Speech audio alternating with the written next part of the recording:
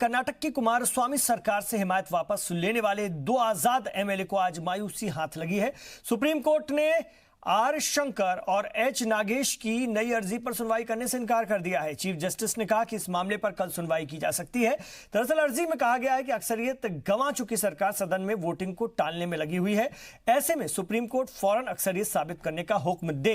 इससे पहले रियासती कांग्रेस सदर दिनेश गुंडू राव और सीएम एचडी कुमारस्वामी ने भी एक अर्जी दाखिल करके 17 जुलाई के हुक्म को साफ करने की मांग की थी। इसमें कहा गया है कि 15 एमएलए को ऐवान की कार्रवाई से छूट देने का हुक्म पार्टी व्हिप जारी करने के आईनी हक को खत्म कर रहा है।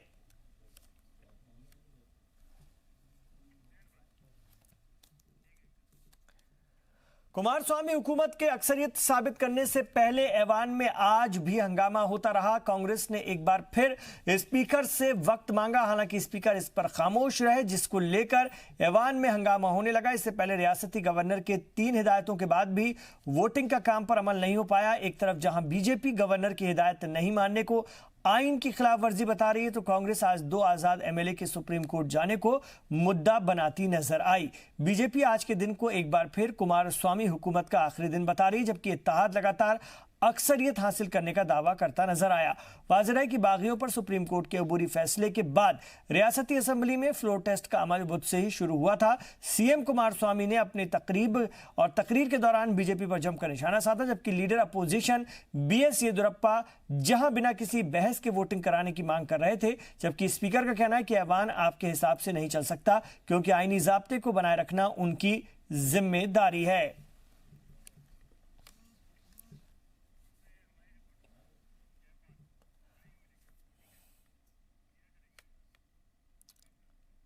और हमारे रिपोर्टर जयपाल इस वक्त हमारे साथ जुड़ गए हैं, उनसे मजीद इत्तलात फराहम करेंगे। बेंगलुरु से हमारे साथ हैं। जी, ताजा सूरत हाल आज की जानना चाहेंगे आपसे जयपाल साहब।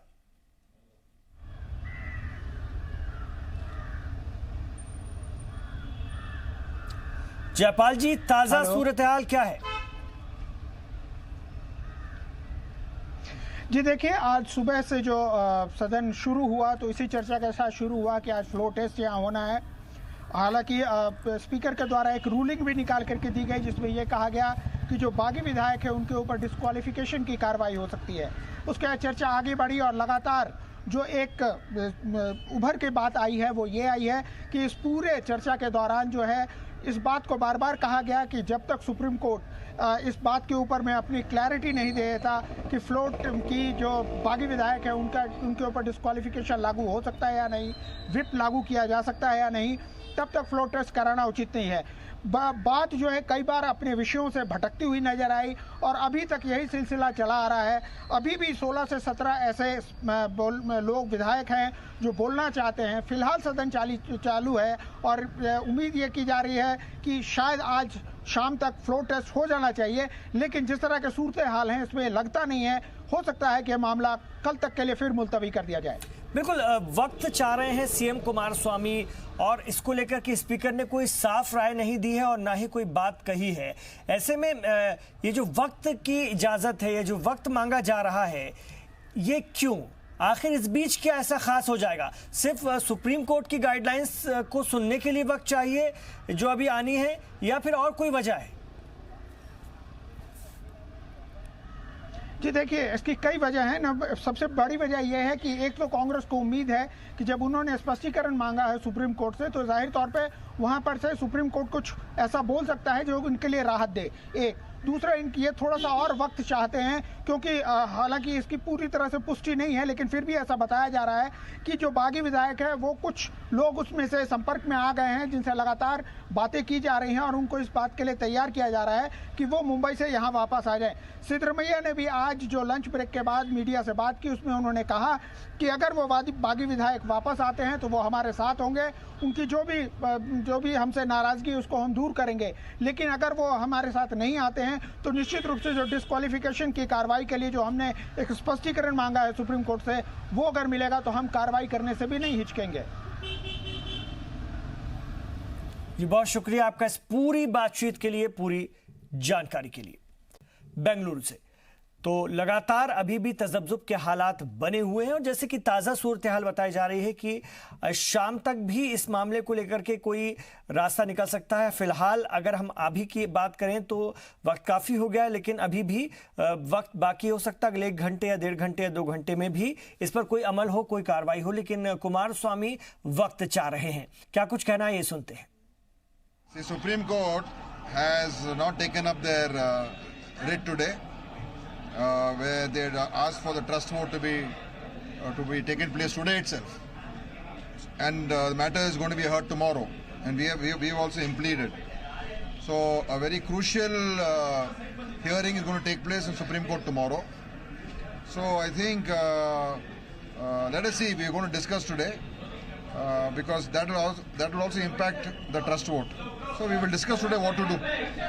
Because when the matter is the Supreme Court, we need to discuss that also. Let us see. I can't say anything right now.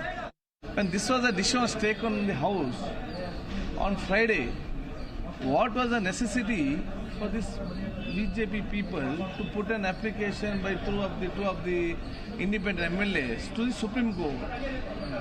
Why they want to get now and then in the go to Supreme Court and order? What is the intention of the opposition?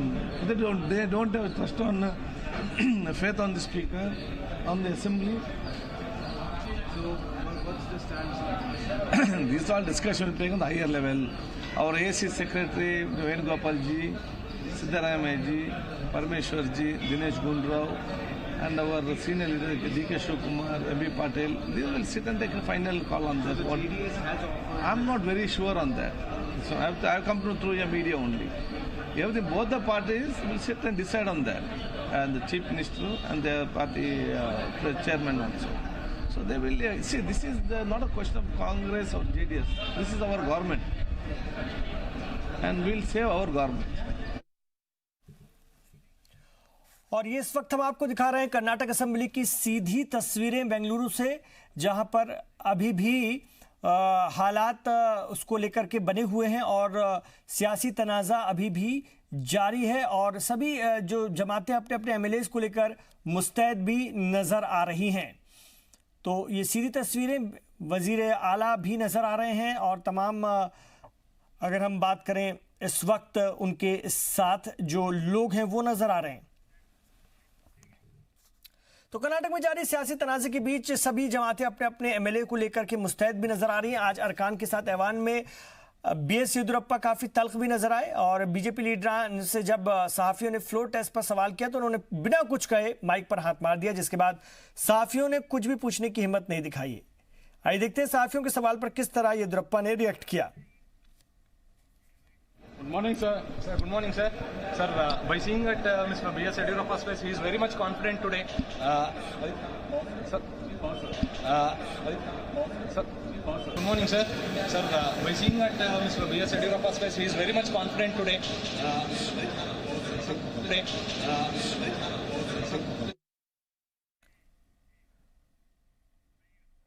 तो BS Yediyurappa से जब सहाफ़ियों ने बात करने की कोशिश की आज के बारे में और उनकी राय जानने की कोशिश की तो उन्होंने बात करने से साफ इनकार कर दिया। न सिर्फ इनकार किया बल्कि उनके माइकों को किस तरह से झटका दिया, हाथ लगाकर एक साइड किया, वो भी आपने देखा, एक तरफ किया, जिस तरह से वो दिखाता है कि वो किस तरह का उनका एटीट्यूड है। और इससे पहले भी कई बार बीएस येदियुरप्पा इस तरह से सहाफ़ियों को जवाब दे चुके हैं और इस तरह का रिएक्ट कर चुके हैं।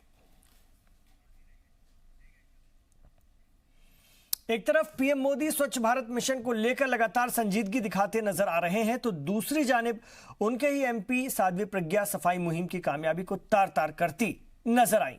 ये रिपोर्ट देखिए। राम गौडसे देशभक्त थे, हैं और रहेंगे। और ठीक 1.25 महीने में जिस दिन इसको आतंकवादियों ने मारा उस दिन सूतक का अंत हो गया। हम नाली साफ करवाने के लिए नहीं बने, ठीक है ना, हम आपका शौचालय साफ करने के लिए बिल्कुल नहीं बनाए गए। अपने बयानों को लेकर हुक्मरान बीजेपी की कई बार किरकिरी करा चुकी साध्वी प्रज्ञा ने पीएम मोदी को एक और दर्द दिया है। शहीद हेमंत करकरे और नाथूराम गोडसे को लेकर दिए गए शर्मिंदगी भरे बयानात के बाद साध्वी ने सफाई मुहिम को भी चोट पहुंचाई है। साध्वी का कहना है कि वो नाली साफ करने के लिए एमपी नहीं बनी है। हम नाली साफ करवाने के लिए नहीं बने। बयान पर बीजेपी की सख्ती के बावजूद पूरा ऑपोजिशन हमायम ने इसे सीधे पीएम मोदी की सफाई मुहिम से जोड़ा है। क्या उम्मीद की जा सकती है? हम नाली साफ करवाने के लिए नहीं बने, ठीक है ना। हम आपका शौचालय साफ करने के लिए बिल्कुल नहीं बनाए गए। हम जिस काम के लिए बनाए गए हैं वो काम हम ईमानदारी से करेंगे। ये हमारा पहले भी कहना था, आज भी कहना है और करना है और आगे भी करेंगे। अरे इनसे तो यही उम्मीद कर सकते हैं हम लोग। जिसने गोडसे को तारीफ की, जिसने करकरे को बदुआ दी, तो ये लोग इसी तरह बात करें। ये तो प्रधानमंत्री के ऊपर डायरेक्ट चैलेंज कर रहे हैं। ये तो मोदी को चैलेंज कर रहे हैं, प्राइम मिनिस्टर को, कि ये बता रही हैं कि वो बड़े अपर कास्ट की हैं और